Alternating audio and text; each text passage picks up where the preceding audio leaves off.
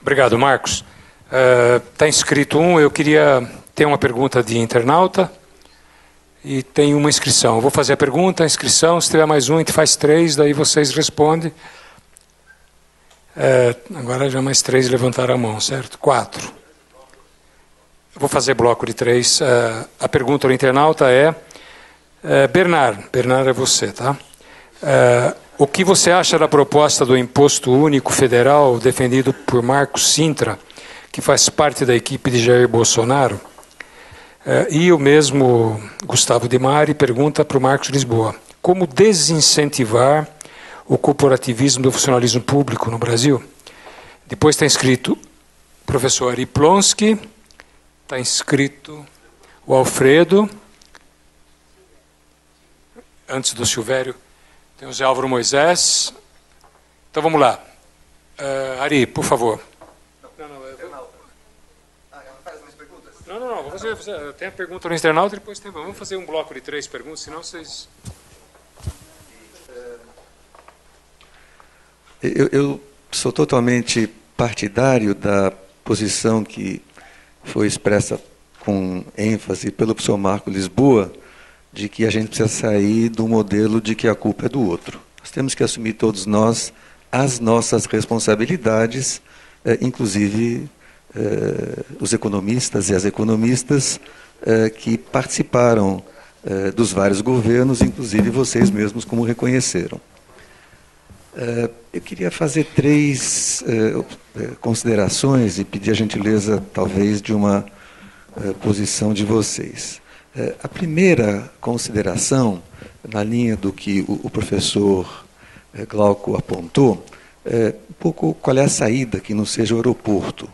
E essa saída do aeroporto, infelizmente, está sendo utilizada por muita gente por um conjunto de razões. Então, a preocupação que nós temos é com a atratividade, particularmente para as novas gerações. Então, a pergunta é a seguinte: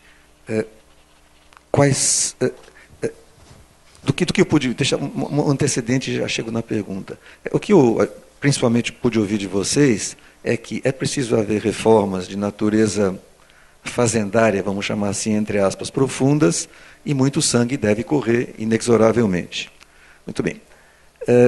Temos alguma experiência no país de reformas que foram feitas e que, com discussões naquele momento, acabaram sendo capazes de aglutinar boa parte da sociedade e fazer uma transformação. O Plano Real é certamente um exemplo em que, após várias tentativas, todas de boa fé, umas mais certas, outras mais erradas, acabamos, penso, civilizando a inflação, gerando eventualmente outras questões, mas pudemos desenvolver uma nova fase da sociedade brasileira. Então a pergunta o que é capaz de aglutinar uma parte substantiva da sociedade brasileira que perceba que vai ser benéfico e vai transformar, mas vai ser capaz de mobilizar a sociedade? Essa é a primeira pergunta nessa reforma. Segundo,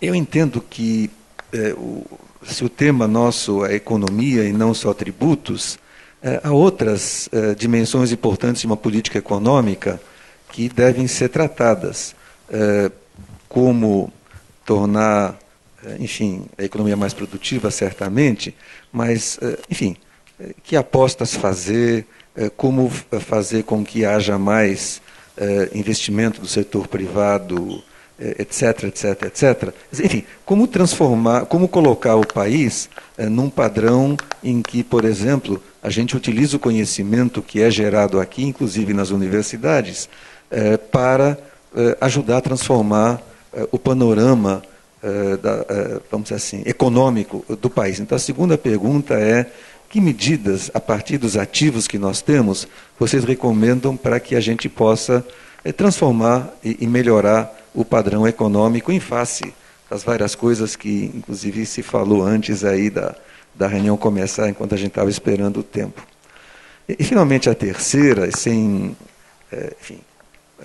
querer reconhecer que há um evidente sentimento de defesa de uma causa, é só convidar, talvez, o Marcos, o Bernard, quem mais quiser, para a gente fazer um seminário no Instituto, especificamente sobre a questão das universidades públicas e, por que não, da USP. Em duas palavras, pegando uma apenas das ideias. O número redondo é de que, a partir de 89, quando foi estabelecida no Estado de São Paulo para as 3 universidades a chamada autonomia financeira, ou seja, não depende a cada ano de passar o chapéu, o valor dobrou, a produtividade aumentou 5 vezes medida.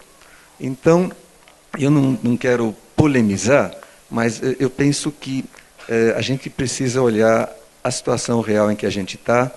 O que o professor Bernardo Api fala, daqui a 4 anos a gente vê o que a USP e outras universidades podem fazer para o país.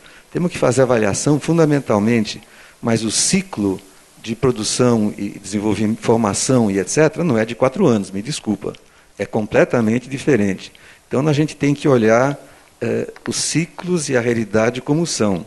O que nós precisamos evitar, isso sim é que seria a crise da universidade, é o que aconteceu na eleição passada, onde, por razões que cada uma pode deduzir, praticamente a totalidade, quase todos os reitores das universidades federais assinaram, enquanto reitores, uma carta apoiando uma determinada candidatura, porque dependem de passar o chapéu no Ministério da Educação. Tão simples quanto isso. Isso em São Paulo não existe e é fundamental que seja preservado. Tudo pode ser melhorado e deve ser melhorado e conversado, mas esse é um assunto específico para conversar num outro momento. Obrigado, professor Ari. Alfredo, por favor.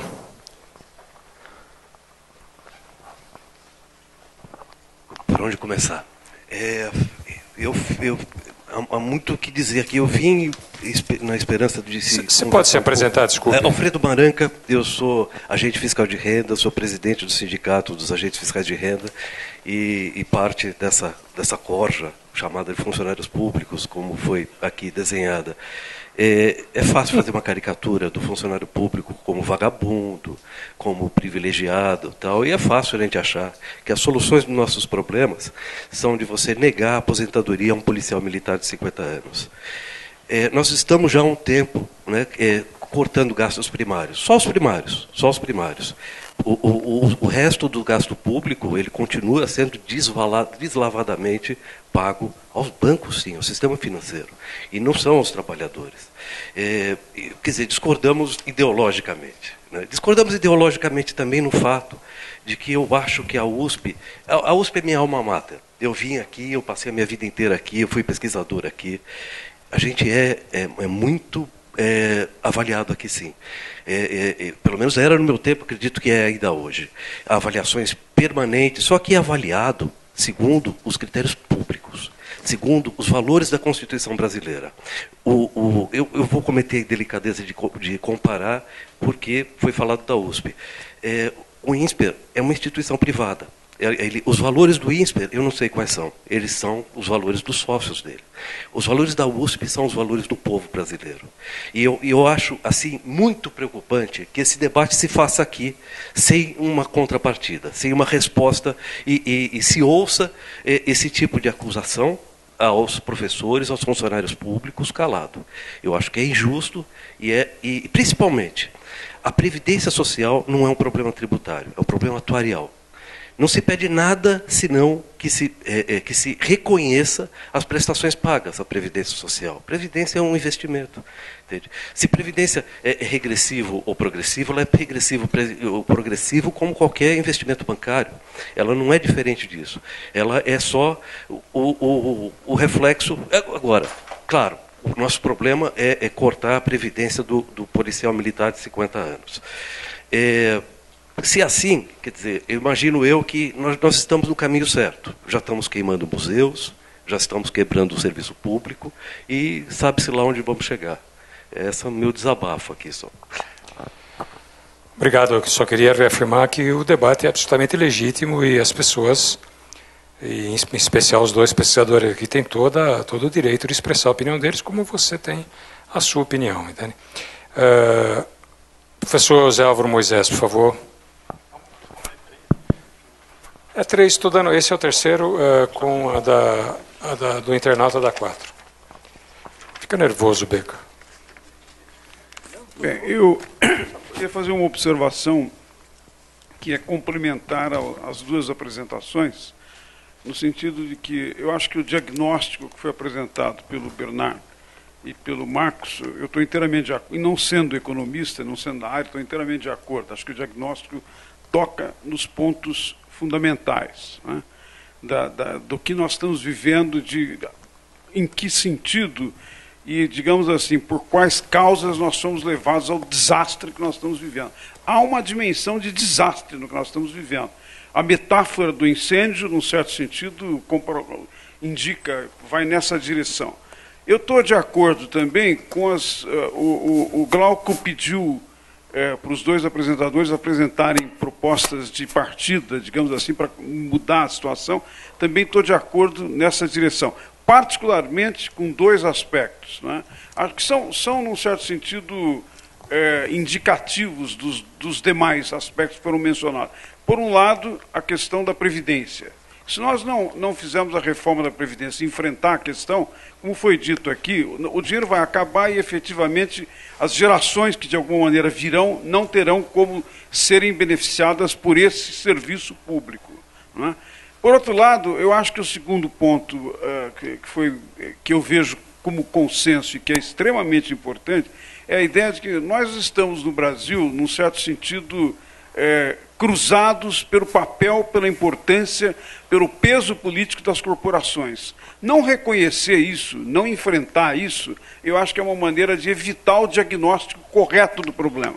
Quer dizer, há um problema que algumas corporações capturaram parte do Estado e, nesse sentido, estão impondo ao conjunto da sociedade um preço, uma dimensão que afeta particularmente os que são menos privilegiados. Acho que não reconhecer isso é uma maneira de contribuir para essa cultura política que, de alguma maneira, acha que pode manter tudo como está. Agora, em relação, portanto, às duas apresentações com as quais eu tenho muita concordância, eu queria ouvi-los, no entanto, sobre um outro aspecto que não compareceu na apresentação de vocês, que é o papel da política propriamente dita. Nós estamos dialogando economistas, cientistas políticos, analistas. A dimensão política propriamente dita não diz respeito apenas a quem nós vamos eleger em outubro. Não é apenas uma questão relativa à disputa presidencial. Há uma crise no Brasil do sistema político. E há uma crise de lideranças políticas. Nós, ao longo do tempo, nesse processo, desde a democratização do país, fomos perdendo líderes capazes de interpretar o país num sentido amplo, estadistas capazes de entender o momento e, ao mesmo tempo, oferecer perspectiva para a sociedade. Acho que esses dois problemas, os déficits, as distorções do sistema político, haja visto, por exemplo, o papel dos partidos políticos. Os partidos políticos no Brasil não é apenas uma fragmentação de 35 partidos, mas os poucos que, de alguma maneira, têm alguma relação com a sociedade, perderam significação. Não é? 2013, depois tudo que veio depois, indicou, não são apenas as novas gerações que não aceitam mais o papel dos partidos. Isso é generalizado na sociedade, e, num certo sentido, todos os indicadores, inclusive de pesquisas que eu tenho conduzido aqui na Universidade de São Paulo, indicam que há uma dissociação da sociedade em relação ao papel dos partidos. Então, como as questões que vocês estão levantando vão, para serem implementadas de reforma, vão enfrentar resistências muito sérias, muito difíceis do país, eu gostaria de ouvi-los como é que nós vamos, com quem nós vamos organizar o movimento de transformação, o movimento democrático que tem que ser enfrentado, e como o Bernard chamou a atenção, a dimensão propriamente republicana, não é, dessa mudança. A dimensão republicana não é apenas, embora seja muito importante, enfrentar a corrupção. Ela é também a de reorganizar o papel do Estado. E essa é uma tarefa imensa para a qual, sem a política e sem uma perspectiva política, nós não vamos conseguir resolver. Obrigado, professor Jauro Moisés. Bernardo Api. São 4 perguntas, 3 colocações, uma pergunta no internauta. Bom, eu vou falar aqui. Bom, primeiro com relação ao imposto único do professor Marco Sintra, sempre achei muito ruim. Agora que ele virou assessor do Bolsonaro, eu acho mais ruim ainda. Mas o ponto é o seguinte: não funciona. O imposto tipo CPMF, imposto sobre transações financeiras, o problema dele não é cumulatividade, aquilo que eles falam, que incide 0,38 em cada etapa. Não é esse o problema. O problema dele são 2. Ele é um imposto distorsivo e pouco transparente. Ninguém sabe quem está pagando. 2, isso não é um problema mais sério. Segundo problema, ele é um imposto que funciona bem com juro alto e alíquota baixa. Quando você tem juro baixo e alíquota alta do imposto, você estimula uma enorme desintermediação financeira. Você estimula a usar outros métodos de pagamento que não as transações bancárias sobre a qual incide a CPMF. E aí começa a vir todo... Aí o pessoal fala, não, CPMF pega economia informal, legal, quero ver qual é o traficante que recebe no cartão de crédito ou de débito, tá certo? Eles recebem de outra forma. Eles já estão fora mesmo.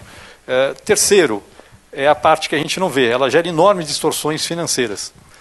Só para dar um exemplo, eu tenho uma empresa que precisa de capital de giro por um dia. Aí ela hoje ela vai no banco, se ela for uma empresa grande, ela vai pagar, sei lá, 0,05% de juro. Vai pagar 0,38% de CPMF? Quer dizer, eu mudo toda a forma de estruturação do capital das empresas por conta de um imposto mal desenhado. Não é por acaso que não é usado no mundo. Se realmente fosse eficiente, era usado em outros lugares. Não se usa. Então, realmente, não acho solução. Acho uma solução ineficiente e pouco transparente, na verdade. Então, de novo, alguns poucos vão pagar e muitos vão acabar escapando de outra forma. Com relação ao professor Ari, o que é capaz de aglutinar a parte expressiva da sociedade? Aqui, professor Ari, não tem jeito. Na nossa crise fiscal agora, e aí eu vou muito na linha do Marcos, nós temos um problema fiscal, quantitativo, a gente está quebrado, e temos um problema que tem um monte de interesses incrustados no nosso modelo fiscal. Seja interesses empresariais, e aí estamos falando de benefícios fiscais a rodo, que a gente tem no Brasil, seja interesses de alguns setores corporativos, mesmo dentro do funcionalismo público. Aí não tem jeito de você resolver esse problema. O problema basicamente, resolver o problema fiscal, o que vai ter custo, alguém vai ter que pagar a conta, e simultaneamente adotar regras iguais para todo mundo. Essa é a base. Pessoal, se você quiser dizer o seguinte, olha, tem aí eu vou com o Marcos, não vem, assim, eu tenho que escolher uma diretriz fundamental de política fiscal para o país. A política é regra igual para todo mundo. Essa é a política que a gente deveria ter. Só isto já dava uma melhorada no Brasil do ponto distributivo e alocativo, que seria absolutamente cavalar. Aí, como é que a gente faz? A gente tem que construir politicamente as coisas. Então, vou dar um exemplo. A gente está discutindo reforma da Previdência. Quem é afetado por reforma da Previdência? Tudo bem. As pessoas que estão no regime próprio de Previdência, trabalhadores de renda média e funcionários públicos. Vamos ser bem claros. Então, vamos discutir reforma da Previdência junto com mudança na tributação da renda para que PJ passe a pagar imposto de renda, que é aquele que não está sendo alcançado pelo imposto de renda. Legal, vamos pegar todo mundo. Todo mundo vai pagar um pedaço da conta aqui conjuntamente. Tá certo? Então vamos tentar construir politicamente agora. Não tem como, vamos ser bem claro, não tem como resolver o problema do Brasil hoje fiscal, quantitativo ou qualitativo, ou distributivo, sem enfrentar algumas resistências, ou várias resistências. O máximo que a gente pode conseguir aí, professor José Álvaro Moisés, é tentar ver como é que a gente consegue construir politicamente essa compreensão. Se a gente for... Eu acho que é basicamente isso. Com relação à coisa da universidade, aí, eu acho que nós temos que usar melhor a nossa capacidade de pesquisa das universidades, mas não é muito minha área. Então, está cheio de gente aqui nessa sala que entende, aqui do meu lado, para começar, o Salerno ali, que entende 10 vezes mais do que eu desse assunto. Então, acho que é melhor perguntar para eles do que para mim. Com relação à ideia do seminário de universidades públicas, se convidarem, eu virei. Não é muito minha área, mas eu entendo um pouco de política pública em geral, de política fiscal, mas dá para discutir, seria interessante. Em relação ao Maranca, 2 pontos, Maranca. Aqui eu peço desculpas, de fato. Não era meu objetivo fazer uma caricatura de funcionário público. A minha experiência no setor público, eu não sou do setor público, mas passei um bom tempo no setor público, é que existe uma parte dos funcionários públicos que é absolutamente excepcional, de uma dedicação e de uma, assim, realmente trabalha com uma dedicação que, pelo que eles recebem, você não veria no setor privado. Vou deixar bem claro, eles têm esse espírito. O que não significa que não tenha problemas, Laranca. Esse que é o meu ponto. Então, eu queria deixar bem claro. Obviamente, não é o servidor público, é todo ineficiente. Ao contrário, tem uma parte do serviço público que é admirável, absolutamente admirável. Recebe menos do que deveria receber. Em contrapartida, a gente tem uma parte do serviço público que é extremamente... Pessoal, eu conheço casos de gente que passou em concurso público e a primeira coisa que falou, depois passou, foi: eu não preciso mais trabalhar. Então, pessoal, não estou brincando. Pessoa física, assim, eu conheço pessoalmente. Passou no serviço público, eu não preciso mais trabalhar. Passei no serviço público, não preciso mais trabalhar. Não dá, né?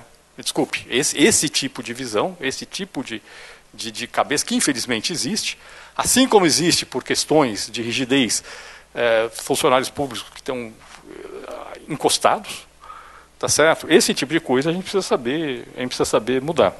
Com relação à questão da Previdência, o problema da Previdência é que ela, no Brasil, a sua questão de atuarial, só fala o seguinte: olha, eu vou pegar a contribuição dos funcionários públicos e trazer pela taxa de juros até agora.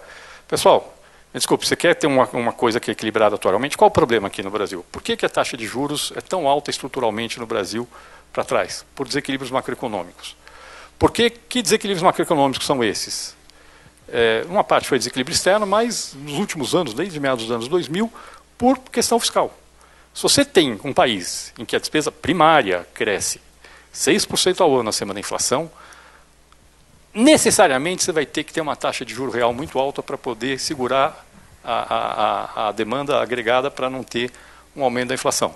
Então, olha só com a cabeça, assim, eu falo o seguinte: olha, eu faço uma política de gastar muito. Como eu faço uma política de gastar muito, a taxa de juros real tem que ser muito alta, e aí eu tenho que pegar essa taxa de juros muito alta e considerar isso como a rentabilidade atuarial da Previdência dos funcionários públicos, que vão ter interesse em gastar muito para poder ter uma rentabilidade. Não dá. Você quer fazer uma coisa que seja sustentável no longo prazo, a taxa de desconto atuarial para a Previdência é a taxa de crescimento do PIB potencial. Não é a taxa de juros da economia. E aí, me desculpe, não fecha a conta. As contribuições hoje dos servidores públicos e o que eles recebem, com a taxa de crescimento de PIB potencial como taxa de desconto, a conta fica muito longe de estar fechada. E quem está pagando por essa... E tem mais. O servidor privado, ele paga, mas ele tem um teto de benefício. E aí você vai dizer, o empregador paga sobre o dobro, mas ele tem um teto de benefício. O servidor público não tem. Então você vai dizer, nesta conta eu vou considerar a contribuição do empregador o dobro da do empregado. Mas no caso do servidor público, ela vale para o salário inteiro. Para o trabalhador do setor privado não vale, só vale até o teto. A gente tem que equalizar as regras. Tá certo? Eu acho que é basicamente isso. E eu acho que mesmo um policial militar se aposentar antes de 50 anos é um problema sim. Talvez não precise ir para a rua, mas vai fazer trabalho dentro da corporação de inteligência, entendeu? Sim. Tá certo? Tudo bem, você vai dizer, tudo bem, não precisa ir com 50 e tantos anos tomar tiro na rua, mas pode fazer um trabalho de inteligência, não precisa se aposentar. Realmente não precisa. E aí, professor José Álvaro, qual é o papel da política propriamente dita? Eu não sei, a pergunta é a minha, eu sou eu sou um técnico, eu sei onde é que estão os problemas. Realmente temos um desafio enorme no Brasil para repensar a política. Eu não me considero... Acho fundamental a pergunta, absolutamente fundamental. Infelizmente eu não sei responder. Infelizmente eu não sei. Eu sei onde estão as resistências políticas para as questões que nós propomos, que nós achamos que tem que fazer. Isso nós sabemos. Como é que você consegue repensar a estrutura política do Brasil para poder fazer isso funcionar? Isso acho que assim, uma reunião dessas daqui de um dia inteiro não dá conta de nem para começar. Eu não sei, professor, realmente não...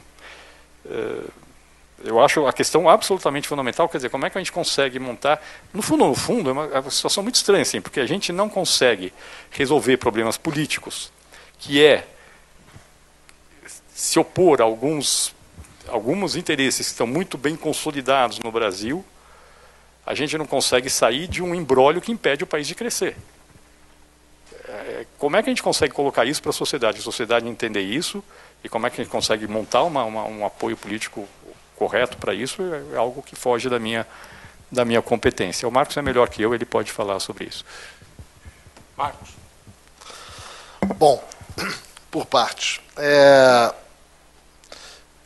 Primeiro, as minhas críticas à USP, porque eu acho que a USP deveria dar o exemplo. A USP tem uma importância imensa. A maior instituição brasileira de pesquisa. A área de ciência da saúde da USP, por exemplo, é inacreditavelmente competente, profunda, com contribuições imensas para o país. A USP não dá o exemplo, para mim, tem sido uma decepção. Né? Todos nós sabíamos que a USP ia quebrar. Todos nós sabíamos. Bastava olhar os números. Era a morte anunciada. E essa instituição, inacreditavelmente competente, produtiva, e que formou, né, aí, desde os anos 30, né, gerações de profissionais, né, cuidadosos, técnicos, competentes, não ter dado o exemplo, ter ficado na coisa ranheta da luta sindical, corporativista, defendendo ali pequenos privilégios e benefícios, e não ter enfrentado o debate, para mim, foi uma decepção. Né? E acho que todos nós temos que ser avaliados. Todos nós. Seja do privado, seja do setor público. Temos que ser avaliados. Vale a pena dar o dinheiro para a USP, é melhor dar para a Unicamp, é melhor dar para cá, para lá, tem que todo mundo ser avaliado. Não tem que ter direito adquirido a uma sinecura do ICMS. E não ter avaliação? Será que os números de funcionários está de mais, está de menos? Será que o departamento A merece que o B? Será que o professor C merece mais que o B? Ué, como é no resto do mundo. Né? No mundo que se desenvolve. Então, acho que aí, enfim... Mas longe de mim tirar o mérito da USP. Por isso mesmo a minha decepção. Pelo meu respeito à USP, me decepcionou a sua atitude frente a essa crise anunciada. Né? Esse é o meu ponto. Eu acho que o seu ponto, acho que reflete a nossa divergência. Né? Acho que você está defendendo os interesses da sua corporação, né? E as pessoas têm que se aposentar com 50 anos, e tudo bem. Meu único ponto é que o país quebrou. E assim, esse tipo de atitude vai faltar dinheiro. Né? Ou vamos ter inflação, esses argumentos mais... Né? Tudo bem, eu entendo. Né? Ela vai lá, não, dá para dar um jeito? Não dá para dar um jeito. O problema do Rio de Janeiro é folha de pagamento dos servidores. Não tem dinheiro para pagar. Você tira todo o resto, tira tudo. Não tem dinheiro para pagar aposentadoria e salários. Eu não sei se você analisou os dados. Eu já. Se você quiser, a gente compara os dados. Né? Os dados que eu conheço é o seguinte: os estados não têm dinheiro para pagar folha de pagamentos de ativos e inativos. Não tem dinheiro. Acabou. Foi. Não tem dinheiro para repor policial, não tem dinheiro para manutenção de prédio, não tem dinheiro para manutenção de tubulações, de água. Acabou o dinheiro. Infelizmente, nós poderíamos ter feito um ajuste fiscal de forma organizada, ter feito uma reforma do Estado de uma maneira estruturada, garantindo os direitos do passado, mas construindo novas soluções. O nosso corporativismo extremado, né, elegeu 1 ou 2 sindicatos, quebrou o país. Né? Sobre a política, mas isso é um tema que me entristece. Eu tenho o maior respeito pela política. Eu acho que a política tem que ser resgatada. Eu acho que nós podemos fazer as contas, mostrar os problemas, os desafios, né? Dizer se uma solução para de pé, se a outra não para. Esse é o nosso papel, é o que a gente faz há anos, eu e o Bernard. Mas encontrar a solução, essa é a tarefa da política, negociar soluções, construir soluções. Né? Isso é a política. E a rejeição à política me preocupa, como se tivesse uma solução mágica, privatiza tudo, ou faz não sei o quê, tem sempre uma solução mágica, né? Acaba com os bancos, enfim, tem sempre um delírio de plantão para dar uma solução tão grandiosa quanto falaciosa. Né? A dificuldade que nós temos de reconhecer que nós somos parte do problema. Eu acho que isso cabe à política. A boa política é o instrumento para chamar todos à mesa, servidores públicos, privados, instituições daqui, dali, e falar, olha, estamos numa encrenca. Deu errado. Há 7 anos nós perdemos o bonde da história. Há 7 anos, o Brasil cresce menos do que os seus pares no resto do mundo. Há 7 anos. São 7 anos de atraso. Quando olha as contas públicas, tem horas que você olha e fala assim, como é que vamos fazer o ajuste? Como é que o Rio de Janeiro vai pagar policiais militares, aposentados, remédios? Né? Quando a gente olha Minas Gerais, Rio Grande do Norte, não tem dinheiro para recompor a força policial. Não tem dinheiro. Vamos negociar uma solução? Vamos ver quem pode abrir mão. Vamos definir primeiro prioridades. Qual é o norte? Olha, o norte é, primeiro, temos que garantir os grupos vulneráveis. Não dá para descuidar das famílias de muito baixa renda, que ganham aí menos de meio salário mínimo. Não dá para descuidar de educação e o aprendizado dos alunos. Não dá para descuidar de saúde. Não dá. Isso aqui é ponto de partida. 2, vamos criar alguns princípios básicos, do tipo como o Bernard resgatou. Regra tributária vale a mesma. Regras de aposentadoria para todos igual. Todos. A regra tem que ser a mesma. Não tem por que ter diferença. Vamos avaliar o desempenho dos servidores públicos. Vamos ter um critério de avaliação do desempenho? Olha, entregou, não entregou, foi bem, não foi bem, merece ser promovido, não merece. Vamos reduzir progressivamente as exonerações, as isenções fiscais, os benefícios tributários, sem assodamento, com calma. Como é que faz? Enfim, combinar alguns princípios e negociar. Agora, a liderança cabe à política. Né? O que eu espero, Moisés, eu tenho dito isso frequentemente, né? O que eu torço é para que essa eleição não seja o desastre da eleição passada, com chutes abaixo da cintura, né?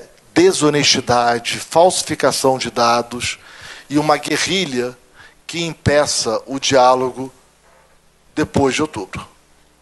Porque construir soluções vai precisar de muita medida legal. Vai precisar de várias emendas constitucionais que requerem 60% das 2 casas em 2 votações. Isso requer construir maiorias, requer achar acordos, requer a capacidade de diálogo. Né? Se a campanha descamba, infelizmente, por enquanto, está no disparate, mas se depois descamba para a guerrilha, acordos posteriores serão inviáveis. E aí, realmente, a gente vai estar a caminho, né, marchando para a insensatez. Obrigado. Vou passar para os demais inscritos. Apenas um breve comentário. A campanha não está só em disparate, ela já está muito pior do que isso. E tende a ficar cada vez pior. Independentemente se você é contra ou a favor, quando você tem quase 40% a favor no candidato que não tem condições de concorrer e que quer fazer aquilo que quer fazer, seja qual for o governo eleito, a situação é complicada do ponto de vista político. O Moisés pode responder e tem mais capacidade que qualquer um de nós para responder exatamente essa questão. A gente pode ignorar que não é assim, mas o Brasil é esse, não é outro.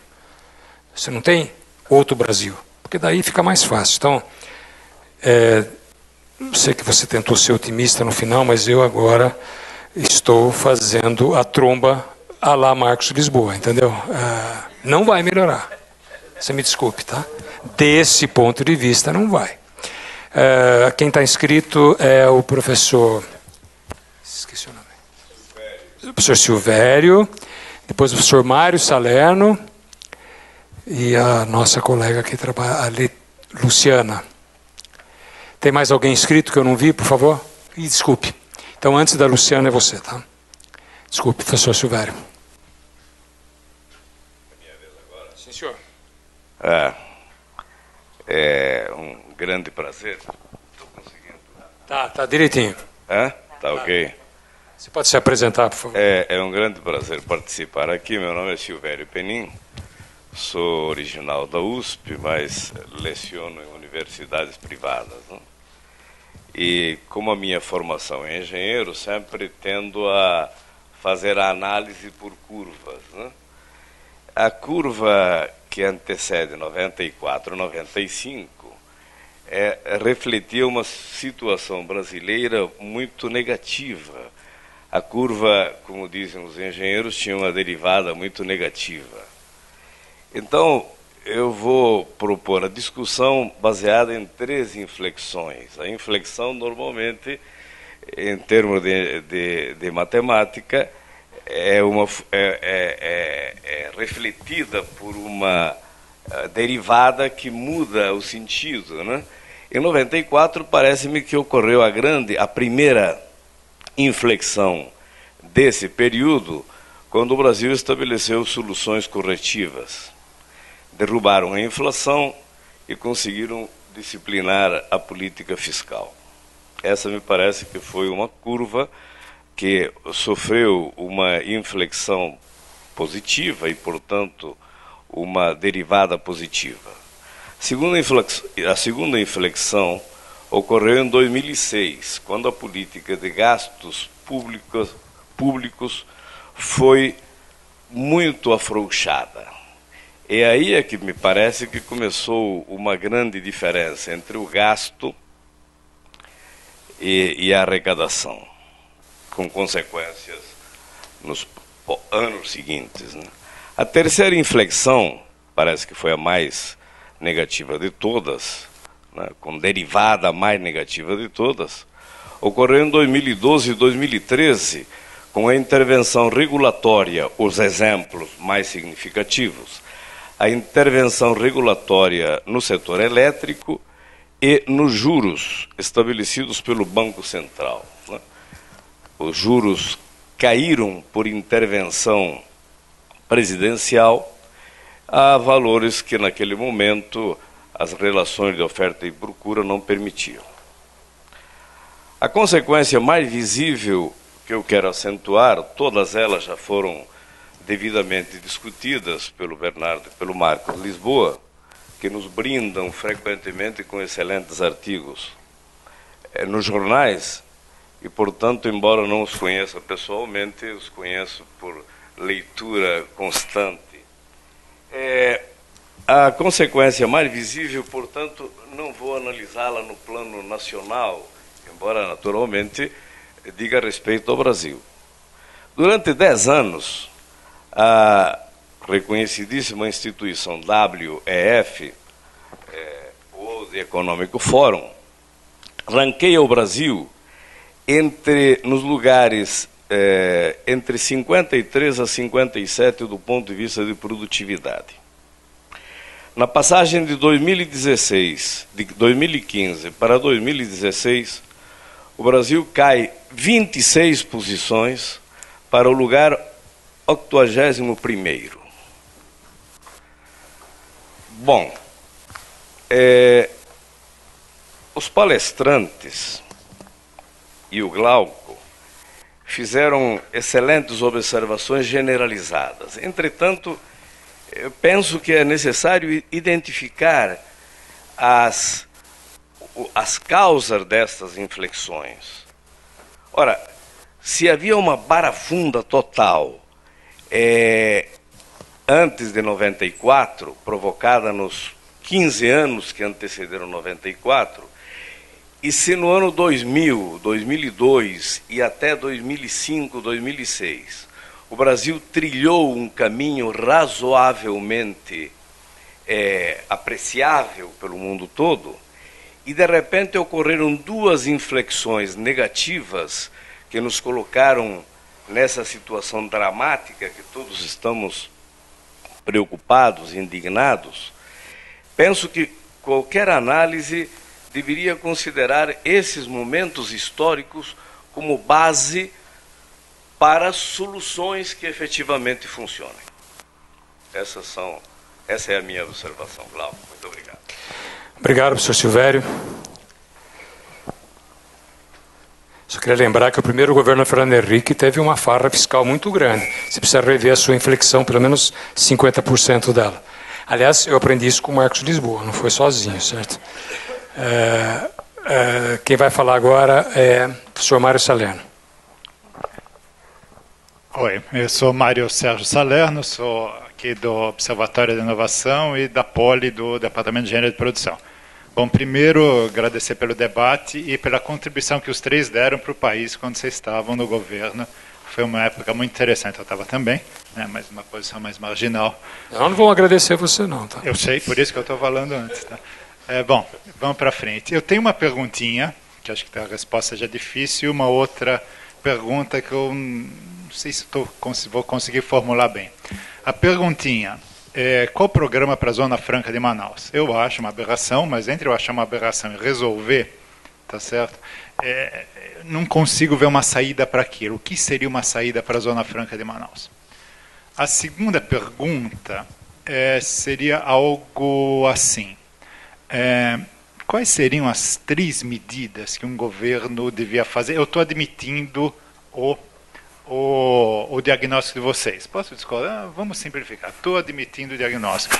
Mas para equacionar, tá, um governo vai ter que mobilizar a sociedade ou as forças, enfrentar algumas coisas e fazer propostas legislativas ou infralegais, não sei. Tá? Quais seriam 2, 3 que vocês começariam? Tudo bem, depois vai, tá, mas começa como? Como sinaliza para a sociedade, para os grupos organizados, para quem está ganhando, para quem está perdendo, não sei o que teria uma nova, entre aspas, sob nova direção, para ir no rumo que vocês rapidamente elencaram, mas como é que eu começo?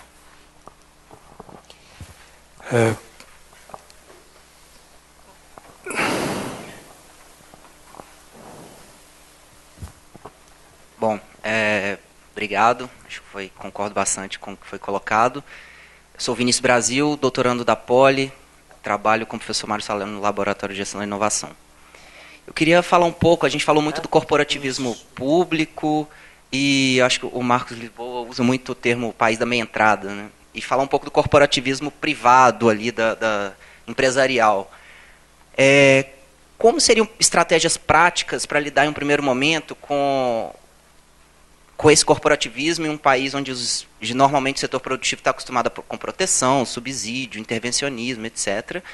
E ainda nesse ponto, com questões práticas nesse sentido, assim como o professor Mário, questões de primeira ordem, num segundo momento, assim, vocês pintaram a questão fiscal, que é gravíssima, e resolvendo essa questão em curto prazo, as reformas primeiras aí para resolver a questão fiscal, pensando nessa questão empresarial, de produtividade, quais seriam as principais medidas ou projetos mais práticos para aumento de produtividade, inovação e para uma segunda etapa depois do saneamento das questões fiscais, uma coisa que pense um desenvolvimento em médio prazo focado em produtividade, inovação e etc. O que vocês acham que são as propostas-chave nesse sentido? Obrigado. Foram 3. Tá bom. Bom, primeiro, professor Silvério, o Glauco falou a verdade. Na verdade, o começo do Fernando Henrique foi um desastre do ponto de vista fiscal. Desastre. Os primeiros anos, em 1995, o governo conseguiu reduzir o superávit primário de 5% do PIB para 0%. Eles deram uma piorada nas contas públicas de 5% do PIB em 1995. Foi o pior ano de gestão de política fiscal da história recente do Brasil. Única, assim, vamos só definir um pouco, a diferença do governo Fernando Henrique é que eles erraram no começo e depois acertaram. E aí, de fato, temos não posso falar o mesmo do governo PT do qual eu trabalhei, mas agora, com relação à questão desses 3 tempos, só dizer o seguinte, eu acho que a gente errou em todos os tempos. O governo Fernando Henrique fez o ajuste fiscal, mas fez basicamente em cima de aumento de carga tributária.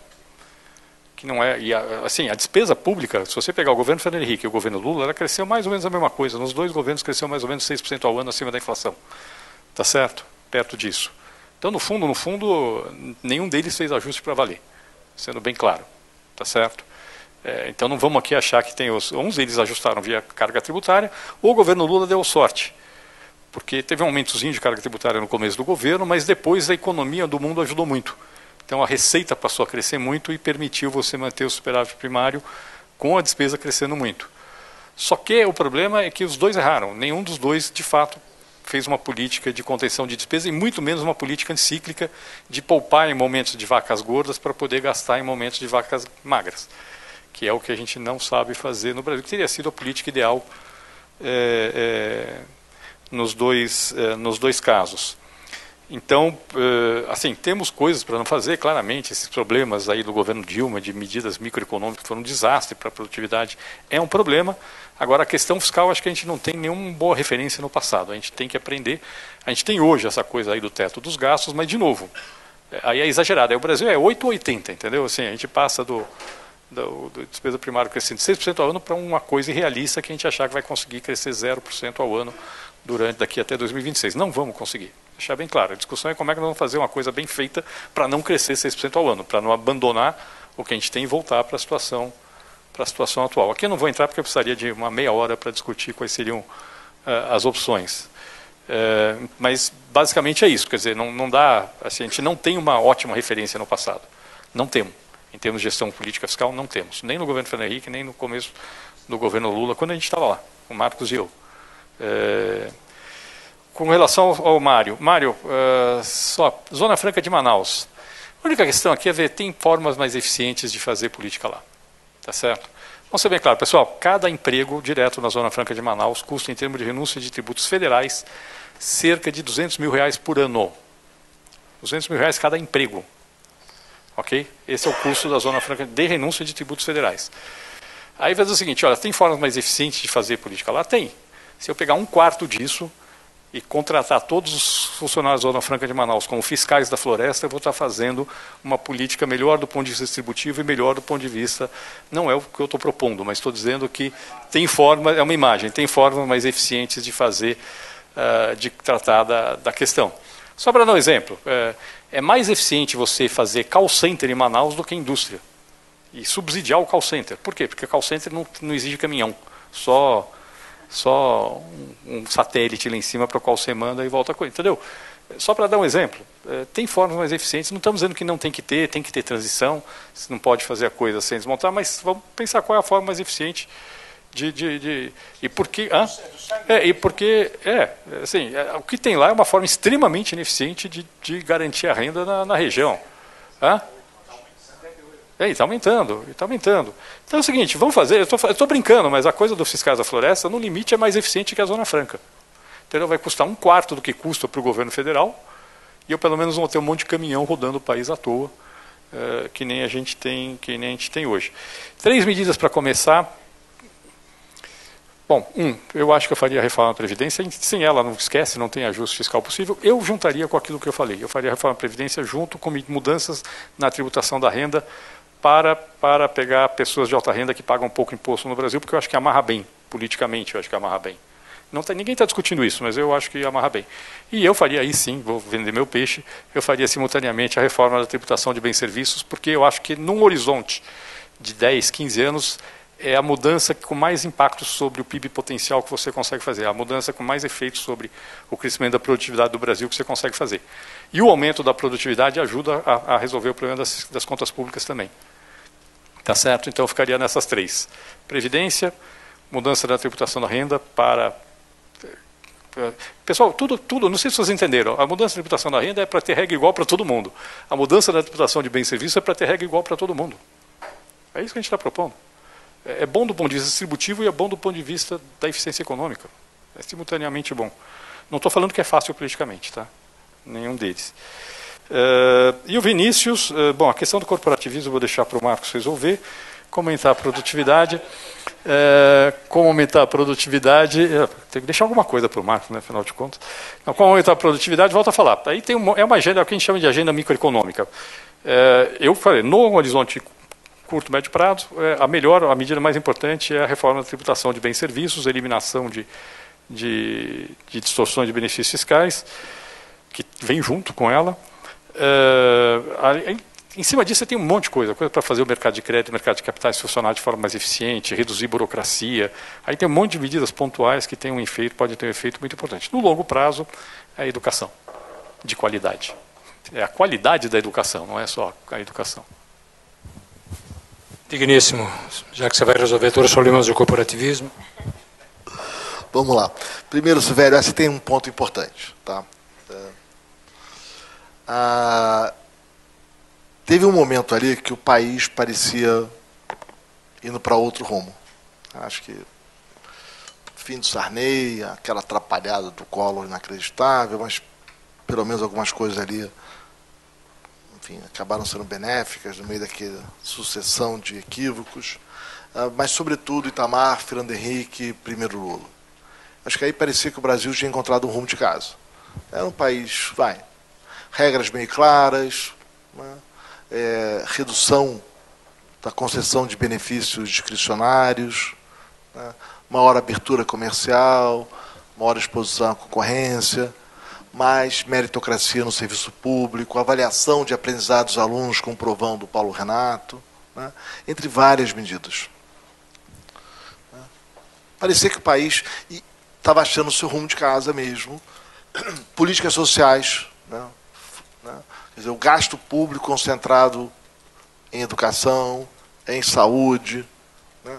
Com erros e acertos, mas não dá para negar que naquele momento parecia que, olha, depois de tantas décadas que o país só voltava para as grandes corporações, passamos a ter política social em larga escala. Como é que nós perdemos esse rumo? Por que o Brasil voltou àquele Brasil do Vargas, né, e do Geisel? Eu não sei. Quer dizer, por que no 2007, 2008, 2009, a gente voltou àquelas... Né, o governo que concede benefícios discricionários, que basta bater em Brasília, olha, não consigo competir com o coreano, está aqui uma ajuda, não preciso de um auxílio, está aqui outro, não, essa corporação precisa de aumento, vamos embora, contrata gente, faz... Não sei. Tá? Por que a sociedade achou essa escolha razoável? Não sei. Vai estar em Recife, não sei. Por que nós, como sociedade, aceitamos isso? Também não sei. Tá? Mas certamente esse desastre não veio do nada. Né? Eu vejo às vezes as pessoas falando, não, a crise começou em 2015. Né? Isso me lembra aquele... Né, o rapaz fumou, bebeu, fez tudo a vida inteira. Né? Até os 60 anos fez tudo. Né?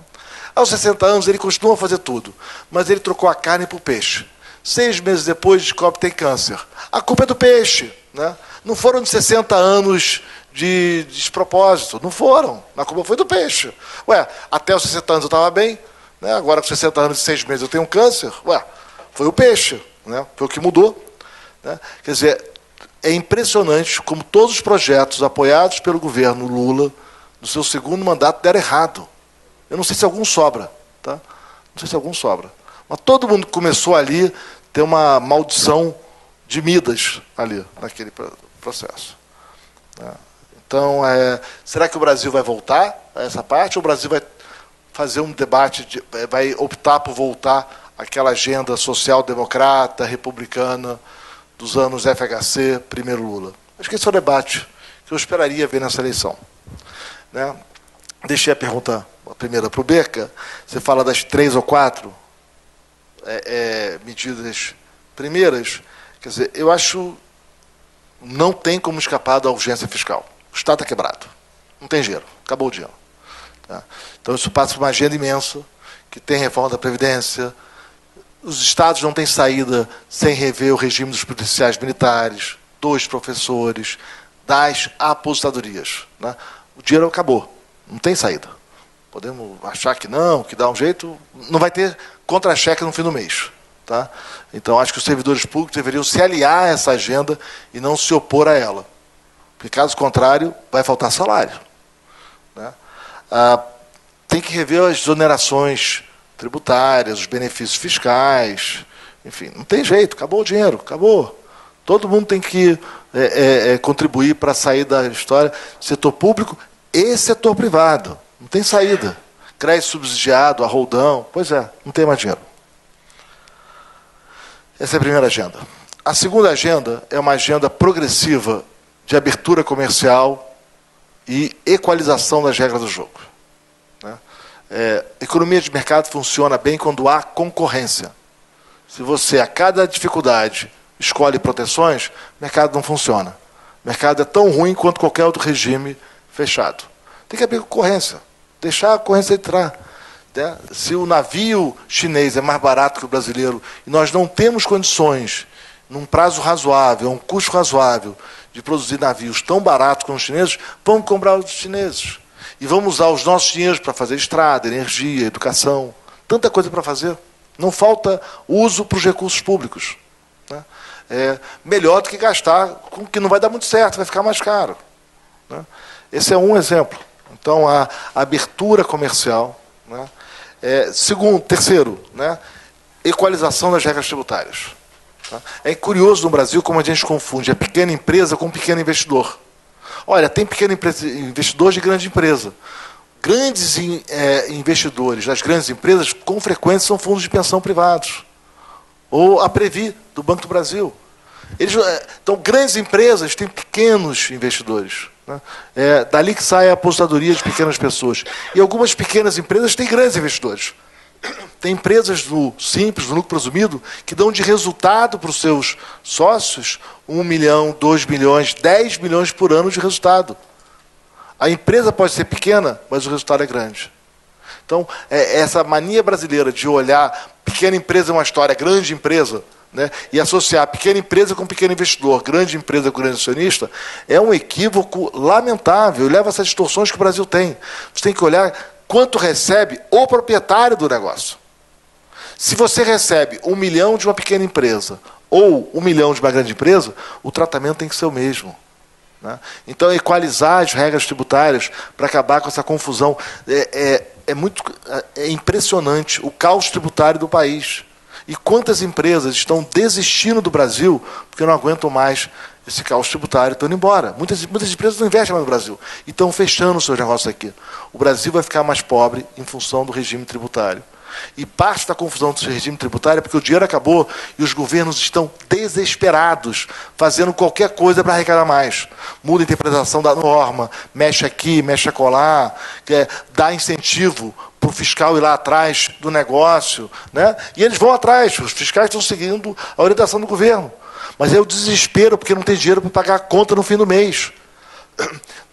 Bom, isso aí afugenta investimento. O Brasil não está ficando para trás à toa, não está ficando pobre à toa. Os investimentos estão indo embora. As empresas estão desistindo do Brasil pela confusão tributária que nós estamos.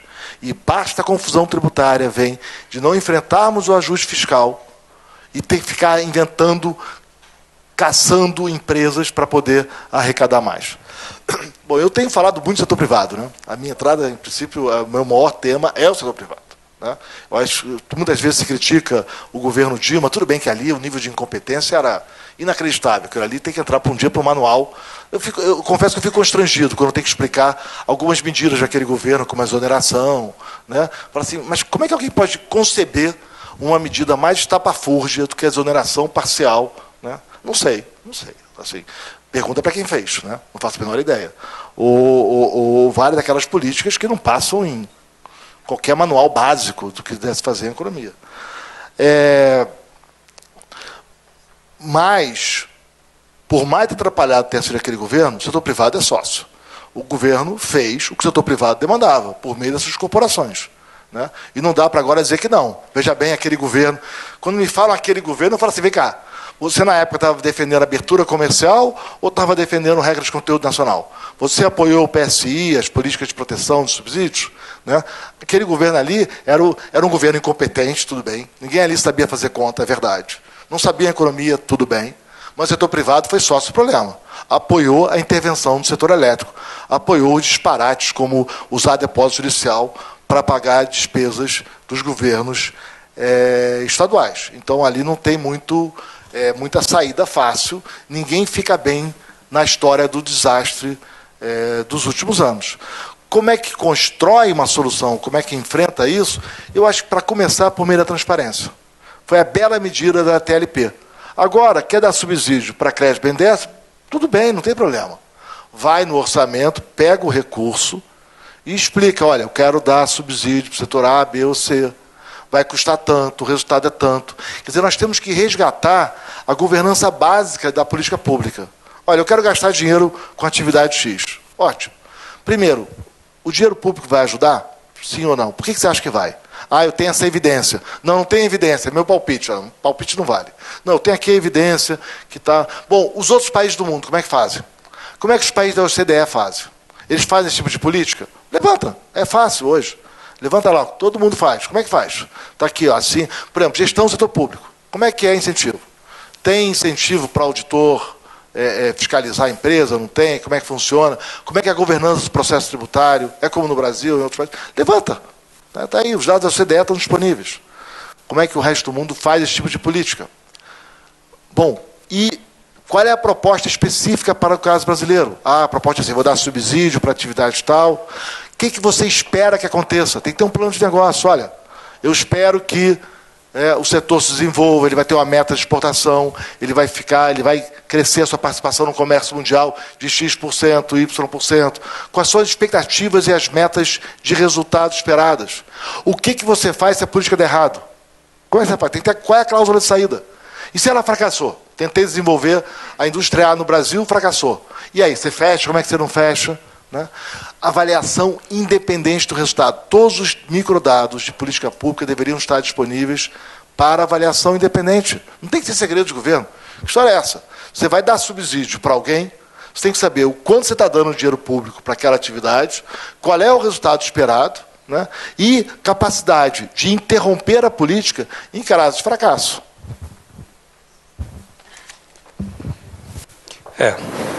Bom, vocês viram as sugestões, estão na mesa, vou abrir para outras pessoas. Queria apenas fazer um comentário, que muitas vezes encontra experiências que são contraditórias com o que a gente está levantando. Por exemplo, cada vez que esse debate vem à tona e entra um país como a China, a pancadaria começa, certo? Porque você tem um país dirigido por um partido comunista, sem democracia, com liberdades absolutamente mutiladas, que controla o mercado, tem uma intervenção estatal gigantesca. E eu acho que uma digestão mais difícil desse tipo de experiência ajuda a se pensar políticas como aquela que você falou, que você não sabe muito bem qual é a razão. Você tem políticas mal digeridas quando se olha para fora, entende? Você olhou para a Coreia, você tem uma digestão difícil, no caso do juros, você olhou para a China, você vai ter outra digestão difícil. Você não tem muita raiz, entende? Por isso que me incomoda muito, o Moisés reforçou isso, mas eu vou ter oportunidade de conversar com ele, a ideia de pensar que o Brasil é a república das corporações. Então, isso, primeiro que é muito antigo isso, gente, sabe? Todos os países têm as suas corporações, certo? A não ser quem não conhece, está aqui, eu estou vendo o nosso diretor do Banco Mundial aqui, não há corporação mais forte nos Estados Unidos do que a corporação dos veteranos, para a área de saúde, porque se quiser imaginar. Entende? Claro, é diferente, porque aqui a gente exagera, o Estado está controlado por elas, é uma situação muito difícil. Mas eu acho que a gente precisa ser um pouco mais inventivo para pensar a realidade brasileira, entende? Do que pensar que tudo cai na conta das corporações, ainda que eu seja absolutamente contrário. Nós vivemos elas dentro do governo, entende? Pode fazer o que você quiser. Pode contraponto. Olha só. Primeiro, eu acho assim, o argumento da China faz, tudo bem. Agora, o argumento que a China fez A, fez B ou C, peraí. Vamos olhar a evidência com os dados do país do mundo inteiro. Né? Você não vai, não, tem um fulano ali que tomou aquele remédio que deu certo, usa aquele remédio. Não é assim. Né? Quer dizer, tem evidências olhando os dados do mundo inteiro. E mesmo que você fale, a China fez, deu certo. Eu acho que no Brasil isso vai funcionar. Está aqui a minha base de dados, está aqui a minha proposta, está aqui o que eu espero que aconteça. Eu acho que vai dar ano que vem isso, no ano seguinte aquilo, no terceiro ano aquilo outro. Vai custar tanto e o resultado será tal. Isso vai para o debate público, Congresso, bacana, aprovou, não aprovou. E aí vai ficar responsável. O que não dá é para fazer política sem nem mesmo plano de intenções, não tem nem mesmo meta. Como é que você faz o Inovar Alto e não tem meta? Como é que você faz agora o Rota 2030, né? A Sete Brasil, o plano da Petrobras, não sabe nem quanto é que custou. Né? Eles não fazem ideia do quanto custaram esses planos. Não tem nem estimativa de custo. Pelo contrário, o governo anterior escondeu tudo. Você não sabia quanto é que custava o FIES. Demorou 2 anos para saber a conta do FIES. 2 anos. Então, o primeiro bacana, olha, Marcos tem aqui o caso da China, fez isso, eu acho que vai dar certo. Está aqui, ó, o plano é esse, vai custar tanto e as metas são essas. Fechado. Não ter nem isso, aí não vale. Aí está fora da regra do jogo. Segundo, ponto das corporações. O mundo inteiro tem, mas aí, Glauco, é que nem crédito subsidiado. O mundo inteiro tem crédito. Eu vi isso a beça. Né? 2013, quando fiz aquele artigo com Zeina, sobre o rent seeking no Brasil. O mundo inteiro é assim, o Marx é ingênuo, o mundo inteiro tem essas distorções. Só que o mundo inteiro tem crédito subsidiado. É 1% do crédito total, 0,7% do crédito total, 2% do crédito total. Não é 50% do estoque de crédito, como chegou no caso do Brasil. Do Brasil chegou a 25% do crédito concedido. Aí, quer dizer, com a desculpa que todo mundo faz, nós fomos complacentes com o nível de distorção. Aí não é à toa que a gente tem uma das economias mais fechadas do mundo, quando faz todos os controles, né, tamanho de país, geografia, etc. Nós estamos mais fechados, que nós estamos o déficit público que nós temos o regime previdenciário para o setor privado e para o setor público, que eu não conheço igual em outro país. Não conheço um país onde servidores públicos se aposentam tão cedo e com salários integrais. Não conheço país onde se permite o acúmulo de benefícios. É pensionista, é aposentado, é isso. Não conheço. Então, só cuidado, Glauco, que com argumentos que todo mundo faz, a gente permite um país muito diferente do resto do mundo. Até pode permitir, só depois não estranha que a gente fique pobre. Eu não estava defendendo, não é que você não tinha explicação, eu tentei uma, mas pelo jeito você dinamitou ela. Não tem importância, entende? Você tem que encontrar outra, tá? Porque o problema é você que levantou. Luciana, é você? Tem mais alguém? Porque nós vamos encerrar, essa é a última rodada, tá? E o Cavalheiro, são 2. Gostaria que fossem breves. Luciana, por favor. Bom, a minha pergunta é um pouco diferente dessa que a gente está tratando por aqui, é mais sobre... A gente está vivendo lá fora, pelo menos a sensação que a gente tem, é uma grande mudança tecnológica, grandes mudanças de paradigma, e a sensação que eu tenho, né, é um pouco completando a dele, é que aqui no Brasil a gente ainda acha que a gente está protegido, que isso não vai chegar de alguma maneira, talvez até pelo mercado fechado que a gente tem, né? Você vê hoje, por exemplo, agora o mundo inteiro parece que está mudando para um carro elétrico e a gente acabou de aprovar o RenovaBio com 10 anos de biocombustíveis sem uma sequer perspectiva para outras tecnologias além da combustão interna. Não sou contra o RenovaBio per se, mas ele não deixa essa brecha. Então a gente fica, a minha pergunta é essa: a gente vai ser eternamente plantadores de jabuticaba? A gente está protegido do que está acontecendo lá fora? Eu acho isso muito importante, da gente pensar o futuro do nosso país pensando o que está acontecendo. Obrigado, Luciana. Cavalheiro, rapidinho, vamos lá.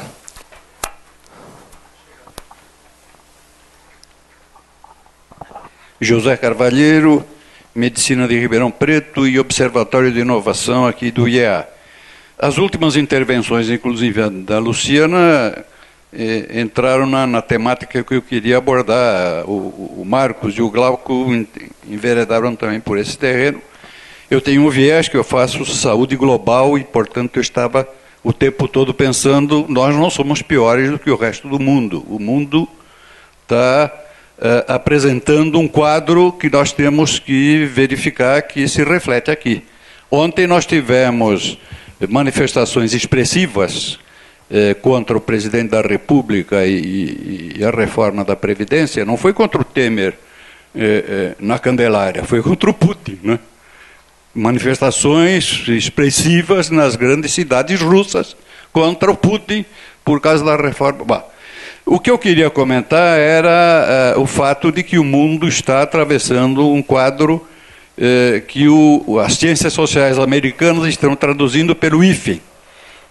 Não são mais classes sociais, é cidadão, hífen, consumidor. Então, os grupos de pressão, os grupos de interesse não são mais o proletariado, classe revolucionária, é o precariado, que nem classe social é pela precarização das relações de trabalho. Então, como é que a gente se enquadra nesta evidência universal de que grupos de interesse deixaram de ser os que eram tradicionalmente representados por partidos políticos ideológicos e que hoje são grupos inteiramente fragmentados e dispersos? Obrigado, Cavalheiro. Estou encerrando as inscrições. Eu ia encerrar, mas tem alguém pedindo meio dedo ali da saideira. Por favor. É meio dedo de assim ou de assim? Olá, Gisele Agnelli, ex-aluna de Bernarap há mais de 20 e tantos anos atrás. Não, só queria fazer uma colocação, estou aqui de curiosa, não é a minha área. economia. Mas a gente falou muito de corporativismo, eu acho isso um problema tão grande, a gente vem discutindo o que é ético e o que é legal no Brasil, e a gente viu o aumento do judiciário, e alguém levantou sobre os fiscais de renda, que há pouco tempo fizeram uma greve branca aqui em São Paulo.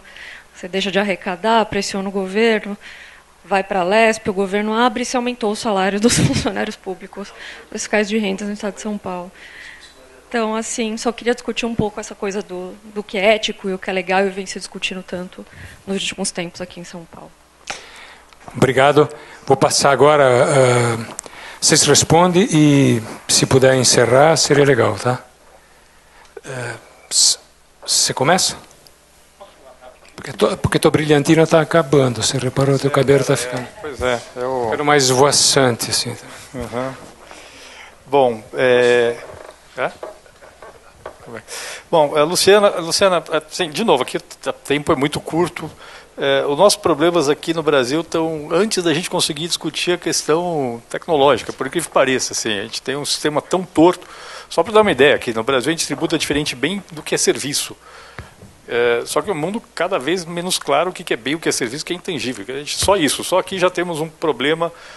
A gente tem que primeiro resolver os problemas básicos para poder depois discutir os outros. Quer dizer, agora, de novo, com o grau de liberdade que a gente tem de política pública hoje, por conta da nossa crise fiscal e por conta de tudo amarrado, a gente não vai conseguir fazer nada. Nada. Porque o espaço que a gente tem para conseguir fazer políticas minimamente de tentar fazer o Brasil engrenar nessa questão da nova economia exige um grau de liberdade de política pública que hoje no Brasil nós não temos. Então, só queria colocar uma coisa assim, a questão da solução da questão fiscal que a gente está colocando aqui é condição sine qua non para poder pensar em fazer política de desenvolvimento tecnológico e poder alcançar o resto do mundo. Aí, de novo, só falar, por que RenovaBio, por que não elétricos? Bom, aí foge da minha pergunta para o Salerno ali, que ele te responde, mas eu não sei, tá certo?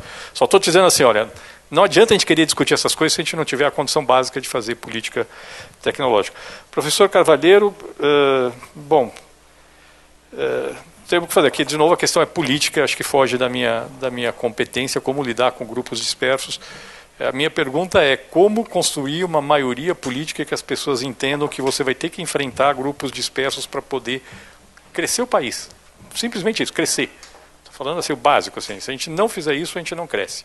Se a gente não crescer, todo mundo vai estar pior do que a gente vai estar sem o crescimento.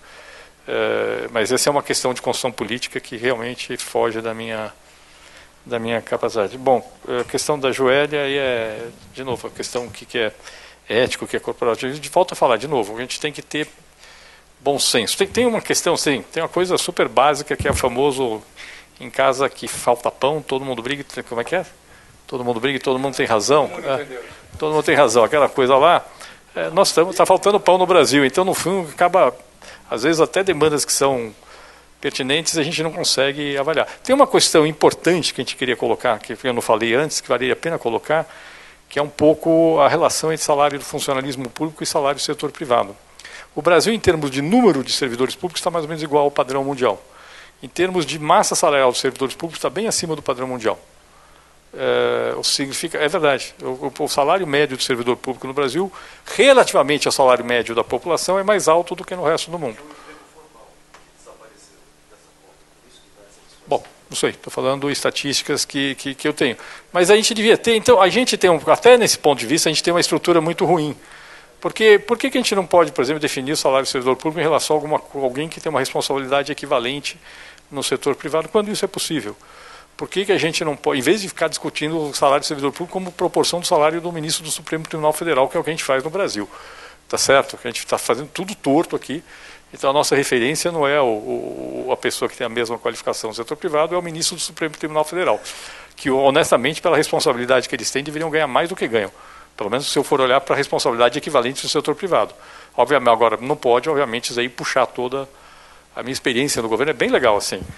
Quando sobe o salário do ministro do Supremo Tribunal Federal, sobe o judiciário. Quando sobe o judiciário, automaticamente o Ministério Público vem atrás. Quando sobe o Ministério Público, a Polícia Federal faz greve se não for junto. Quando a Polícia Federal sobe, a Receita Federal fala que se não subir da Receita da Polícia Federal, eles têm que ir junto. E quando sobe da Receita Federal, todo o resto do ciclo de gestão do setor público federal vai junto. Eu já tive, assim, eu já conversei com o secretário da Receita me falando o seguinte: olha, se vocês não subirem o salário de ninguém, eu seguro a greve aqui no meu setor. Se você subir o salário da Polícia Federal, eu não seguro. Então o problema não é nem em termos absolutos, é em termos relativos, às vezes é mais importante do que a questão em termos absolutos. Obrigado, Beca. Só para dar uma noção dos dados, quer dizer, o Brasil é um país que a renda média é de R$3.000. Um brasileiro médio, se o Brasil fosse um país totalmente igualitário, cada brasileiro receberia R$3.000 por mês. Se você ganha acima de R$30.000, e o teto do executivo está acima disso, você está entre o 1% mais rico do Brasil. Só para dar uma noção. Então, essas demandas por auxílio moradia, auxílio isso, auxílio aquilo, que não pagam imposto de renda, além do mais, que tem que recompor a minha perda salarial, porque eu tenho direito ao salário, etc., esquece o Brasil que a gente vive. Em comparação com a renda per capita, eu não conheço país que paga salários do setor público tão altos quanto o Brasil, em comparação com a renda per capita do país, com a realidade do país, né? Em particular, no Judiciário e no Ministério Público e na Defensoria. O Brasil gasta 1,8% do PIB, isso é, de cada R$100 que o país gera, 1,8% vai para Judiciário, Ministério Público e Defensoria. 1,8% de cada 100. Alemanha, Chile, Itália, México, países ricos e países médios, 0,3%, 0,4%. 1,8% eu não conheço. Não conheço o salário do topo dessas carreiras com percentual, com proporção do PIB per capita, equivalentes às do Brasil. Talvez vocês conheçam, vou adorar conhecer os dados de vocês. O Brasil paga muito mais do que os demais países emergentes. Adoraria ser rico como a Suécia. A depender das corporações atuais, jamais seremos, né? Infelizmente, nós estamos condenando a ficar pobres, né? Os países em desenvolvimento como o Brasil não têm uma carga tributária de 33% do PIB. Tem de menos de 30%, 25%, 26%. 33% é só Brasil. Tá? Bom, Argentina. Nós de Argentina, estamos em ótima companhia, né? Deu tudo certo agora, né? Nós estamos igual a Argentina achando que o dinheiro vai virar a Suécia. Não vamos. O Brasil já fez lei de informática. O Brasil já fez lei de informática. Já fez. Ué, não ficamos para trás? Tinha uma grande ideia, vamos fazer a indústria nacional de informática, fazer esse tipo no Brasil. Fizemos, né? Gente, vamos combinar uma coisa? Nós não somos pobres à toa. O Brasil é pobre porque faz muito esforço para ser pobre. Nós temos lei de informática, né? Que fizemos. Mas aquela lá atrás, então, era inacreditável. Fazer chip no Brasil, que história é essa, fazer chip no Brasil? Né? Deu tudo errado. O país está ficando para trás. As inovações tecnológicas estão acontecendo lá fora e o Brasil fica protegendo. Aqui, né, eu fiz uma vez uma coluna sobre o Moby Dick, né, que não sei se vocês sabem, mas o óleo de baleia era o combustível do século XIX. Iluminava as ruas, né, até que apareceu, enfim, apareceu energia elétrica, apareceu petróleo, e aí o óleo de baleia deixou. Tá? Nantucket era uma cidade muito rica. Né? Fica lá, uma ilhazinha perto de Cape Cod. Era muito rica. Né? Entrou em decadência. Né? Se fosse o Brasil de hoje, ia estar cheio de gente falando que temos que salvar os baleeiros. Né? Não podemos deixar esse tal de petróleo ou energia elétrica chegar no país, porque vai desempregar os baleeiros. Nós nos recusamos a dialogar com as novidades. Tentamos proteger o velho. E aí fica o Brasil com uma renda per capita que é isso, R$3.000 por habitante, né? Fica essa disputa por ver quem salva o seu em meio a governos fragilizados e, enfim, ficamos para trás. E nós estamos ficando para trás não apenas em relação aos emergentes, porque isso nós estamos há 30 anos. Há 30 anos os emergentes crescem 6%, 5% ao ano, e o Brasil cresce aí 2,5%, 3%. Há 30 anos. Mas, pelo menos, entre Fernando Henrique e os governos Lula, nós acompanhamos a América Latina. Para a nossa história foi bacana, tá? A América Latina é meio um desastre, né? Não dá muito certo. Mas, pelo menos, entre 1990 e 2010, nós conseguimos acompanhar a América Latina, que conseguia acompanhar o mundo, quer dizer que a distância, o mundo todo crescia, o Brasil crescia, pelo menos vai. Igual aos países ricos, os emergentes tiraram, a China tirou 500 milhões de reais, 500 milhões de pessoas da pobreza. A Índia tirou 200 milhões. O leste europeu se desenvolveu nesse período. Nós não, mas pelo menos acompanhamos o mundo. Né? De 2011 para cá, nós ficamos para trás. O Brasil está cada dia ficando para trás. Estamos ficando na rabeira da América Latina. Chile, Colômbia, Peru, Panamá continuam crescendo. Nós, Argentina, Equador, Paraguai continuou também. Paraguai dobrou sua renda per capita. Né? Nós, como alguns latino-americanos atrapalhados, estamos parados e outros estão retrocedendo. A depender do que a gente escolha nessa eleição, pode sempre ficar pior. Obrigado, Marcos. Eu queria só agradecer mais uma vez a presença de vocês. Queria pedir para a gente fazer um esforço para não perder a paciência. Eu sei que é difícil, o Brasil não é para amador, alguém já disse isso antigamente, certo? Mas eu queria só lembrar o seguinte, veja, o Brasil está quebrado, vocês levantaram. O sistema político derreteu. O professor Álvaro Moisés, especialista em política, levantou. Nós temos um avanço tecnológico gigantesco que o Brasil está nem de longe acompanhando. A distância científica e tecnológica aumenta entre o Brasil e, em especial, com um grupo de países avançados, porque esse avanço tecnológico não se dá de forma semelhante em tudo quanto é parte, nem mesmo entre os desenvolvidos. Mas o Brasil está ficando para trás, ainda mais do que já estava. Se a gente olhar, veja, essa confluência, economia quebrada, uma difícil situação política, porque os partidos e o sistema político implodiu em todos eles, as lideranças, a maneira como o sistema político funciona, essas coisas não estão funcionando mais. E a questão da tecnologia, se a gente acrescentar que você tem 40% da população que vai fazer aquilo que você está procurando fugir, que eu estou procurando fugir, que está procurando fugir. Ou seja, gente que quer infernizar a vida. Por quê? Porque se sente injustiçado, acha que o Lula devia ser candidato. Você tem um país conflagrado, você percebe? Então, é nessa situação que eu faço um apelo para que a gente não perca a paciência. Então, está aqui o presidente do INSPER, está aqui o diretor-geral do Banco Mundial, está o professor Ari Plonsky, outros professores, está o Beca aqui, representante da Unicamp, daquele pensamento tradicional da Unicamp. Não, desculpe. Confundi. O amigo internauta, não é verdade, isso foi falha aqui, falha da organização. Mas eu só queria sugerir que a gente organizasse alguma coisa mais consistente, entende? Porque se a gente não encontrar saída de alguma maneira simples, alguns passos a serem dados, você tem uma confiança nas eleições. Eu não tenho nenhuma. Porque eu olho e vejo o que está vendo. Eu estou vendo quem está orientando as economias, que tipo de propostas estão sendo feitas, que tipo de capacidade de liderança que está surgindo no Brasil. Eu não vejo nenhuma. Nenhuma alternativa razoável. Nem a de vamos voltar para trás porque antes estava tudo bem, e nem as que dizem nós vamos mudar daqui para frente tudo, que daí é o Bolsonaro. Acho que não adianta nada para ninguém. Desculpe se eu ofendi alguém, um internauta presente aqui na plateia, mas eu estou...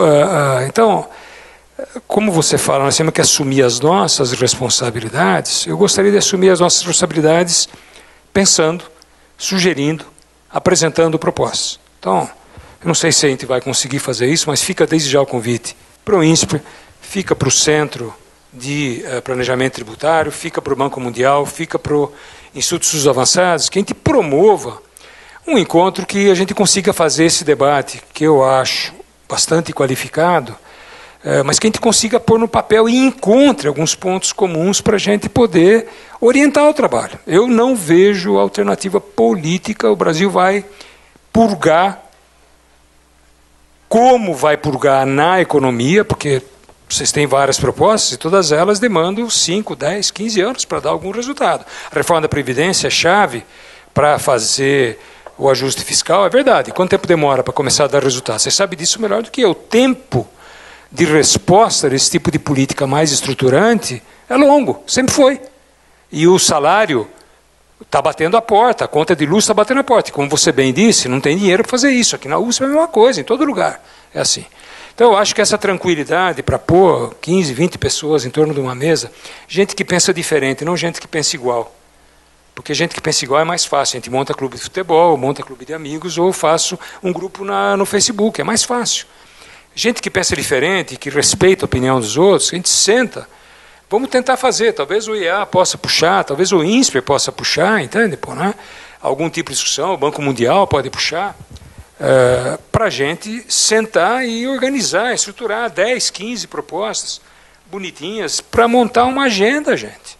Entendeu? O Brasil não tem agenda, não é que ele está no inferno, não é que ele está numa tempestade ruim, não quero chamar de perfeita, porque aqui nada é perfeito, certo? Mas, na verdade, eu acho que a gente precisa ter uma agenda que seja execuível, pelo menos uma parte da população que apareça, pelo menos para a comunidade acadêmica. Você lembrou do silêncio da USP, eu podia falar a mesma coisa do silêncio da UFRJ, da Unicamp. As pessoas, entende, está todo mundo com receio de falar, porque não vê saída e alternativa na política, que é quem dirige esse processo. Esse é o problema de fundo que está colocado. Porque a gente pode ter ideia mais brilhante que a gente quiser aqui entre nós, entende? Pô? Avaliações técnicas, dados, evidências, tudo que você quiser imaginar, Marcos. Mas como é que você faz isso? Então, um país sem liderança e sem rumo, ele exacerba o corporativismo. Por isso que me incomoda a discussão de uma república das corporações. Não é que eu estou ignorando elas, são muito fortes, conheço muito bem, enfrentei na pele várias delas. Quando estive no governo, durante 8 anos, enfrentei todas elas. Certo? Enfrentei, eu digo, me defrontei com elas. O problema é que o país sem rumo, sem norte, ele realça esse tipo de fragilidade nossa, entende? Ele realça o peso das corporações. Você acha que um governo normal faria o que fez? Suspende o reajuste do funcionalismo, mas dá para o judiciário. Você percebe? É como se eu falasse assim, olha, aqui ninguém ganha nada, menos os caras que têm pouco cabelo e bigode. É isso esse é o sinal que tem no governo. Certo? Esse é o sinal público que está sendo dado. Entende? O governo está ameaçado de sofrer julgamentos.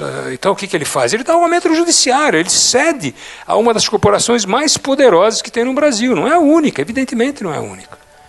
Então, se a gente não compreender essa ausência de bússola, de norte, e de liderança política, que isso está à base da corrosão do sistema político, nós vamos ficar discutindo entre economistas. Estou falando sério, vocês, sem nenhuma visão pejorativa. Nós vamos ficar discutindo questões técnicas, questões, olha, os dados indicam isso, bom, daí. O problema é que nós temos que ter capacidade de articular um país. Nós não podemos fazer isso ignorando o país. Nós moramos nesse. Não tem como substituir o povo. Entende? Você sabe disso. Se for o governo, você sabe o que eu estou falando. Você enfrentou o problema da Zona Franca de Manaus. Eu lembro até hoje, você talvez não se lembre, eu lembro, eu falava, mas Marcos, como é que é possível esse negócio aqui funcionar? O lobby no Congresso. Bom, tudo bem, mas os lobbies existem. Eles existem. E com uma ficção de dados, que lá gera emprego, amplia, tem modernidade, tudo conversa fiada, a gente sabia disso, entende? Pô? Mas eu estou pegando o exemplo, não é o único. Então, eu sugiro fortemente que você, como presidente, você dirige uma das universidades privadas, mais dinâmicas e que é uma novidade no país, entende? O Banco Mundial sempre teve uma postura de apoiar uma série de pesquisas, de trabalhos, de estudos. A questão tributária é essencial, entende? A visão que o Beca apresenta aqui não é qualquer um que tem capacidade de fazer isso, é anos e anos de trabalho. Então, se a gente não sentar e junto pensar economia, sociedade e política, nós não vamos para frente. Nós vamos ficar, ou debate especializado, nós vamos repetir, num certo sentido, um painel dividido, fragmentado, que é o painel do Brasil de hoje. Desculpe, você quer falar? Não, só queria dizer que dá a impressão que a gente não trouxe nenhuma proposta. Várias. A gente tem proposta, a gente tem ideias. Eu fiz uma discussão mais genérica. A gente tem uma proposta super detalhada de reforma da tributação de bens e serviços. Estamos trabalhando em propostas e mudanças em outras áreas de tributação. Quer dizer, e o nosso trabalho é sempre falar o seguinte, olha, que mudança eu consigo fazer que tenha o objetivo que eu quero, minimizando o custo político. Não estou dizendo que acaba com o problema político, não é impossível. Você sempre vai ter... Mas a gente tenta fazer isso. É isso que nós estamos fazendo. Quer dizer, acho que isso... Aí, ao contrário de você, Glauco, eu acho que hoje a gente tem mais clareza sobre o que precisa ser feito no Brasil do que a gente tinha 10 ou 15 anos atrás. Eu hoje, não sei o Marcos, eu hoje tenho mais clareza do que precisa ser feito do que quando eu estava no governo. Tá certo? E volto a falar, aqui eu tenho uma divergência do Marcos. Eu não acho que o governo Fernando Henrique, o primeiro Lula, tenha sido a maravilha das maravilhas. Dá para ter sido melhor. Hoje tem mais clareza do que podia ter sido feito. mas foi, lógico, não estou dizendo que foi pior do que veio depois, foi bem melhor do que veio depois, mas não foi a maravilha das... Assim, você pode falar, vamos lá, só um detalhe. Eu jamais falei isso. Eu falei o seguinte, então assim, vamos só tomar cuidado aqui com o que o outro diz, né? Eu jamais disse isso, jamais, né? O que eu disse foi que havia um rumo diferente entre FHC e o primeiro Lula, que era um país de regras horizontais, abertura comercial, recheado de equívocos, mas que era um rumo diferente do que veio depois do segundo Lula. Sobre o ponto, então, só para não evitar confusão desnecessária. Sem problema, só estou dizendo que dava para ter sido melhor, olhando uma hoje. Uma coisa se poderia ter sido melhor, certamente poderia. Fernando Henrique já escrevi sobre isso longamente, inclusive no meu debate com meu amigo Fernando Haddad, na Piauí, sobre os equívocos daqueles momentos, enfim, que parece que o Brasil só conseguia avançar de crise em crise. Era preciso uma crise para corrigir o rumo de casa. Aí, na hora que as coisas estavam bem, escolhíamos o desastre, aí voltava a crise, dessa vez está diferente. Então, só esse é o ponto. Segundo, Glauco, enfim, a universidade, né, enfim, eu sou um diretor de escola, é o espaço da liberdade. Né? Quer dizer, não cabe a nenhuma escola ter agenda, a escola cabe ter professores que possam pesquisar e inventar, cada um escolhe o seu caminho. Né? A tal da liberdade de cátedra existe. Né? Então, não cabe, a universidade não é think tank, não deve ser, tá? De forma alguma. Tá? Deve ser o espaço da liberdade e sim do debate e do contraditório. Né? O que eu acho e aí eu concordo com o Bernard, né? Eu acho que hoje nós temos uma clareza maior dos problemas do país do que nós tínhamos há muitos anos. Né? Eu acho que hoje a disfuncionalidade das intervenções do Estado, né? Os benefícios que o país paga para servidores que não tem nos países, o benefício que paga para corporações privadas, num montante que não existe em outros países, o desastre de várias políticas públicas que, apesar do montante gasto, não tem o resultado esperado, que seria razoável, como ocorre no caso da educação. Eu acho que hoje temos muito mais clareza. Agora, a crise é grave e o momento é difícil, mas acho que sim, o país vive um momento em que os temas estão postos à mesa. Vamos ver qual a escolha que a política faz. É isso. Eu agradeço, eu jamais tive a intenção de dizer que vocês não apresentaram muitas propostas, ótimas. Eu só acho que nós temos que amarrar isso de uma maneira que deem um pouco carne para elas. Tá bom, só que aí a gente precisa de um seminário de 2 dias. Não, podemos fazer de 3 meses. O Brasil, nós estamos há 500 anos assim, não podemos, uma semana a mais não vai fazer nenhum problema para ninguém. Tá bom. Queria só agradecer vocês mais uma vez, queria mostrar para vocês, apenas em 10 segundos, isso aqui é uma renovação do site do Observatório da Inovação. Nós temos logotipo novos, eu não sei por que não está mudando aqui, mas em todo caso. Como é que é aqui? É assim mesmo? Então coloca e vai passando, vai rapidinho, 1 segundo. Tem um site novo e é o site, inclusive, além do site do IEA. Isso. São várias alternativas, criaram para a gente um alfabeto inteiro ligado ao logotipo novo do Observatório da Inovação. Isso está dentro do site do Instituto de Estudos Avançados, nós somos um núcleo aqui dentro. E mais um pouco, Beca, por favor. Desculpe te fazer seguir minhas ordens, é que eu adoro dar ordem para economista. Tá? Eles geralmente não obedecem. Tá? Mais um pouquinho? Mais uma vez? Esse é o site, pode... Ué.